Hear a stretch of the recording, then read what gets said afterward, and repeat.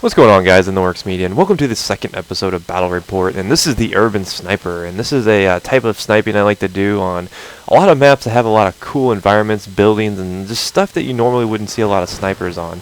And I thought this would be a good episode to do right before Modern Warfare 3 comes out, before people lose interest in Battlefield 3.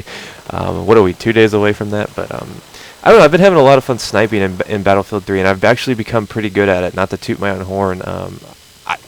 It's kind of ridiculous how aggressive you can play with the sniper if you really just get in a pattern of rhythm going down.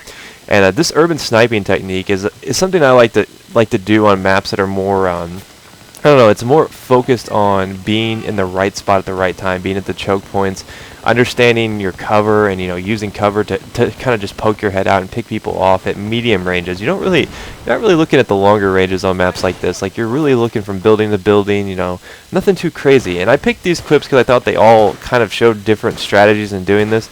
This is more of a building to building oriented clip. I am using the SV98 in both of these. This one I have the bipod on.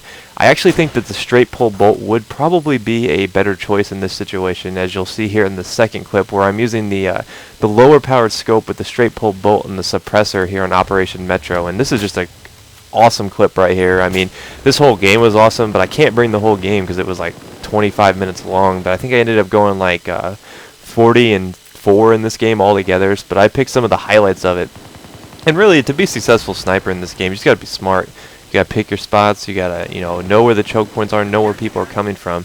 The reason I'm using the suppressor in this is basically to keep me off the mini-map. This scope I'm using is actually one of my favorite scopes to use. It's really easy to put it right on top of their head and get that headshot. You don't really have to worry about drop-off when you're playing a class like, when you're doing this type of sniping. This is more of a battle rifle type sniping. You're not really worried about the one-hit kills. I would suggest you always go for the one-hit kills, but if you just tag somebody and then mark them and let them go on their way, you're going to pick up a lot of assists. Since you're doing so close combat, or since the combat is so close, I should say, the suppressor doesn't really affect you whatsoever, because the drop-off is not really important. Because I'm not going over like 20 meters in some of these clips, or some of these people I'm hitting. See, I hit that guy twice. I went maybe, I would say that's maybe a 25-meter shot. So suppressor's really not going to hinder you too much. And really, you benefit more from having the suppressor just because it keeps you off radar. So in normal situations when you're doing long-range sniping, the suppressor definitely hinders your ability to pick off people as easily. But I think that anytime you're doing these close combat situations, the suppressor is going to be your friend. It'll keep you off the radar. It'll keep everybody mad. I don't know. It's something about the suppressed sniper just seems to make people rage. A lot of people end up quitting this game and then the server fills back up because we've just got them spawn trapped. And basically what I'm doing is I'm just looking for people. I'm marking people. I'm not really so much worried about killing them right away.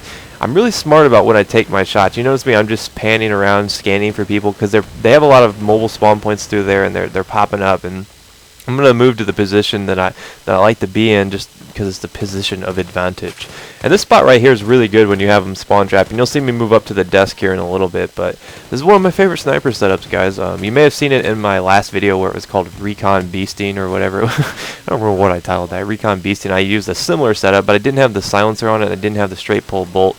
I really think this is probably the best urban sniper setup. I think that the urban sniper is probably one of the better roles I've ever played in Battlefield. Like, it seems like it's really effective. Like, I've criticized Recon for being pretty much useless in the past, but I think if you're using a class like this and you're spotting people and you're getting right up in the battle, you can actually be a lot more benefit to your team than a lot of those bushwookies that just sit in the back of the map. So I've really fallen in love with sniping, though, guys. I mean, it takes a lot of practice to get good at it. It takes a lot of time understanding the weapon. Like, I've switched to the M40, and the M40 seems to have less drop-off than the SV98, so it's a pretty big change. I really had to adjust the way I played because I was really in a rhythm with this SV98. I was playing so well with it, and see me just picking people off as they come into the game. And I mean, it's honestly one of the more rewarding aspects of Battlefield, and you actually can get a lot of points playing the Recon class, especially if you're using a mobile spawn point in your squad.